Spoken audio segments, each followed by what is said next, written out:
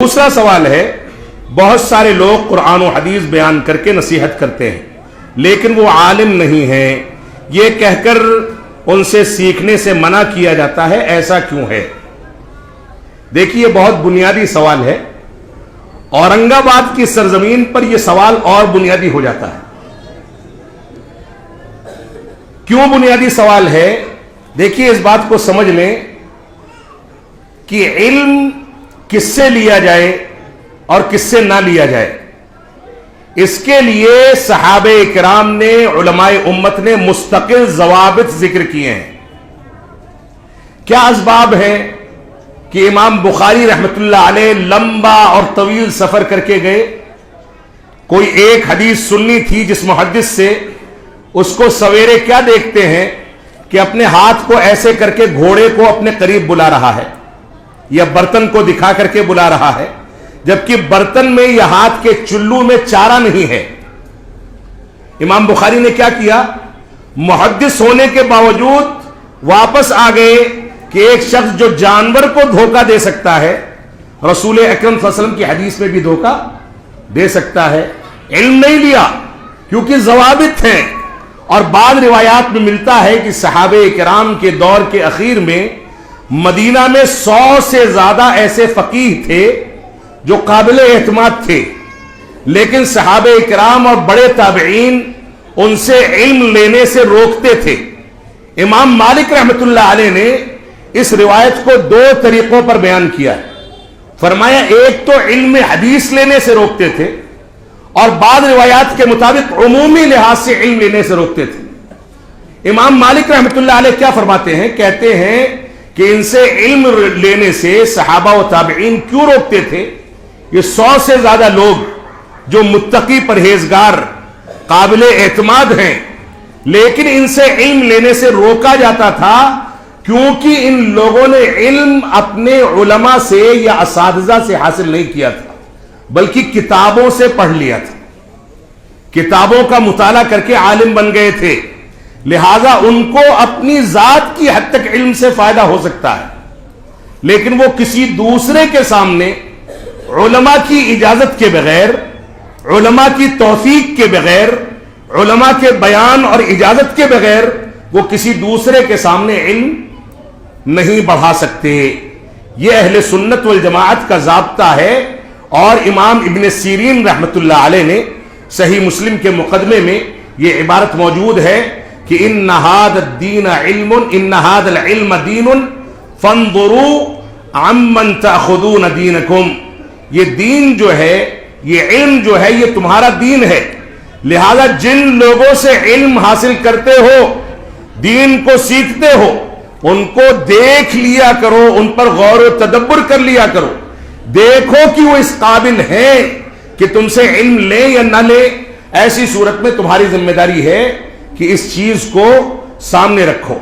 ایک بہت بڑے اسلاف میں سے عالم دین گزرے ہیں، شاید سفیان ثوری رحمت اللہ علیہ یا کوئی دوسرے امام گزرے ہیں، ان کی مجلس میں ایک شخص آیا، آ کر کے اس نے کہا کہ میں آپ کے سامنے قرآن مجید کی ایک آیت پیش کرنا چاہتا ہوں، یا میں آپ سے ایک بات کرنا چاہتا ہوں دینی مسئلے میں، یا کوئی بات آپ کے سامنے پیش کرنا چاہتا ہوں۔ انہوں نے کہا نہیں، مجھ کو نہیں سننا ہے۔ کہا قرآن کی ایک آیت پیش کرنا چاہتا ہوں، فرمایا کہ نہیں سننا ہے۔ جب وہ اٹھ کر کے چلا گیا تو ان کے شاگردوں نے پوچھا کہ آپ نے ایسا کیوں کہا؟ وہ تو قرآنی آیت بیان کرنا چاہتا تھا۔ تو انہوں نے فرمایا کہ میں نہیں جانتا ہوں کہ وہ کون آدمی ہے، اس کا خلفیہ کیا ہے، اس نے کس سے علم حاصل کیا ہے، وہ قابل اعتماد ہے کہ نہیں ہے۔ میں تو سمجھ جاؤں گا جو بات وہ پیش کرے گا کہ اس میں کیا غلط ہے کیا صحیح ہے، لیکن تم میں سے کسی کے ذہن میں اس کی غلط توجیہ و تعویل یا غلط تعبیر یا غلط تفسیر ایسی بیٹھے گی کہ وہ زندگی بھر اس غلط تعویل و توجیہ کو چھوڑ نہیں پائے گا۔ یہ تصور ہے علم کا۔ تو علم جس سے لیا جائے وہ قابل اعتماد لوگ ہونے چاہیے۔ آپ آنکھ دکھانی ہو تو پیٹ کے ڈاکٹر کے پاس نہیں جاتے، پیٹ کا علاج کرنا ہو تو ہڈی کے ڈاکٹر کے پاس نہیں جاتے، دل کا آپریشن کرنا ہو تو دماغ کے سرجن کے پاس نہیں جاتے۔ کیوں نہیں جاتے؟ کیونکہ جانتے ہیں کہ وہ ایسا آپریشن کرے گا کہ مر جائیں گے. تو دین جو سب سے اہم اور قیمتی سرمایہ ہے، اس میں غیر متخصص یا غیر علماء کے پاس جا کر کے آپ دین کیسے حاصل کر سکتے ہیں؟ اور صحابہ اکرام میں یہ چیز موجود تھی. صحابہ اکرام کے پاس جب کوئی سوال کرنے آتا تھا تو اللہ کے نبی صلی اللہ علیہ وسلم کے گھر کے رازوں کے بارے میں پوچھے تو عائشہ صدیقہ بتائیں گے، وراثت کا مسئلہ ہے تو فلاں صحابی رسول بتائیں گے، ایمانیات کا مسئلہ ہے تو فلاں صحابی رسول بتائیں گے، میراث کا مسئلہ ہے تو فلاں بتائے گا. یہ لوگ احالہ کر دیتے تھے کہ فلاں کے پاس جا کر کے سمجھ لو. صحابہ کرام علم میں تمام علوم میں گہرائی کے ساتھ واقفیت رکھتے تھے، لیکن زبان تب تک نہیں کھولتے تھے جب تک پورا یقین حاصل نہ ہو جائے.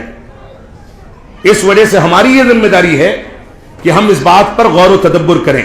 کسی صحابی رسول نے حضرت عمر بن خطاب، حضرت ابو بکر صدیق رضی اللہ تعالی عنہما اور بہت سارے بڑے صحابہ کرام سے یہ سوال کیا کہ دوسرے صحابہ تو کثرت کے ساتھ روایتیں نقل کرتے ہیں، لیکن آپ لوگ بہت کم روایتیں نقل کرتے ہیں، بہت کم حدیثیں بیان کرتے ہیں، اس کا سبب کیا ہے؟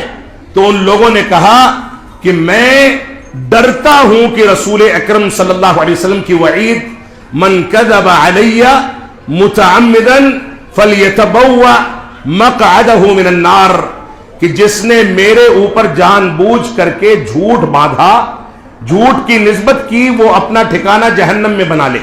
اس روایت کو سامنے رکھتے ہوئے صحابہ کرام علم ہونے کے باوجود روایتیں نقل نہیں کرتے تھے، بلکہ متخصص علماء کی جانب احالہ کر دیا کرتے تھے.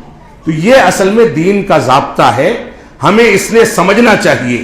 یہ جذباتیت کی بات نہیں ہے کہ ایک عالم ایک برادر کی مخالفت کر دے. یہ جذباتیت کی بات نہیں ہے کہ علماء یہ کہیں کہ فلاں سے علم نہ لیا جائے. یہ جذباتیت کی اور عاطفت کی بات نہیں ہے کہ ہم آپ کو یوں ہی روکتے ہیں کہ فلاں کی ٹی آر پی یا اس کے ویوز بڑھ جائیں گے، نعوذ باللہ من ذالک. ہمیں کسی سے عداوت اور دشمنی نہیں ہے، بلکہ ہم دین کو اس کے اصولوں پر آپ کے سامنے پیش کرنا چاہتے ہیں.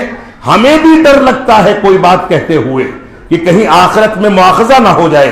اللہ رب العالمین ہم کو اس بات کی توفیق عطا فرمائے کہ ہم جانچ پرکھ کر کے علماء کی صحبت میں رہ کر کے دین کو حاصل کریں.